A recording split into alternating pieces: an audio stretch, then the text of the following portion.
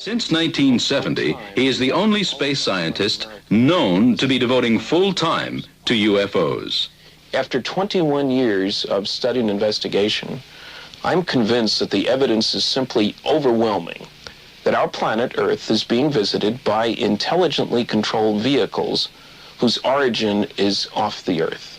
In other words, some UFOs, underlying the sum about 10 times, are somebody else's spacecraft. Now, I'm only concerned with those UFO reports which indicate things of definite size, shape, surface texture, whose behavior clearly indicates that they were manufactured somewhere other than Earth. The only atomic bombing group in the world with elite group and military group and handpicked officers and handpicked men, and they're making up stories. Walter wasn't just a PIO. Stan, your whole case is still based on anecdotes. We need something nonsense. More than that. We have 3,000 physical trace cases. We have multiple witnesses. Well, go look, Mike. I brought something. What have you got? We have a headline where's one of those?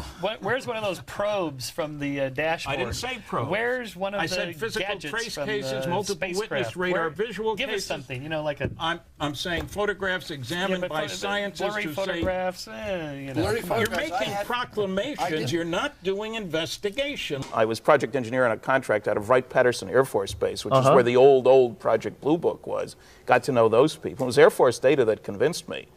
And I joined some of the UFO groups. Didn't give my first lecture until 9 years after I began studying. A little slow on the public uptake. Found there was enormous public interest, that because I was out in the public, people would tell me things they wouldn't tell anybody else. Found that I was fulfilling a role that I enjoyed, being on the stage, strange for a physicist perhaps, and that my professional colleagues, it was their response, engineering societies and so forth. Positive or negative? Oh, positive. I'm not a masochist.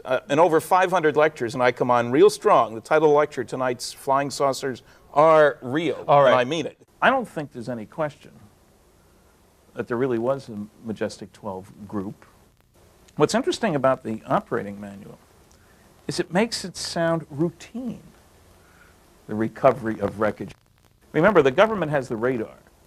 They can spot something coming in. And it gives standard procedures for lying to the public and for how you box up this stuff, wrap it and ship it, and where different kinds of things go to, including bodies. And it stresses that national security here is what's the all-powerful element in determining what we do. If we got to lie to the public, if we have to give cover stories, an important part of this is... This 23-page statement about the Roswell incident released by the Air Force in late 1994. In it, the Air Force attempted to link veteran researcher Stanton Friedman to ludicrous stories in the tabloid. They said in 1978, an article appeared in a tabloid newspaper, the National Enquirer. The fact of the matter is, there wasn't an article in the Enquirer. So it's not only wrong information, it has a purpose to create a false picture of what was going on. After all, it's just tabloid nonsense. Over the last 43 years, I've given more than 700 presentations of an illustrated lecture called Flying Saucers Are Real. It lasts about 90 minutes. I cover 5 large-scale scientific studies that 98% of the people have never heard of. I deal with all aspects of the flying saucer phenomenon. My mantra is that technological progress comes from doing things differently in an unpredictable way.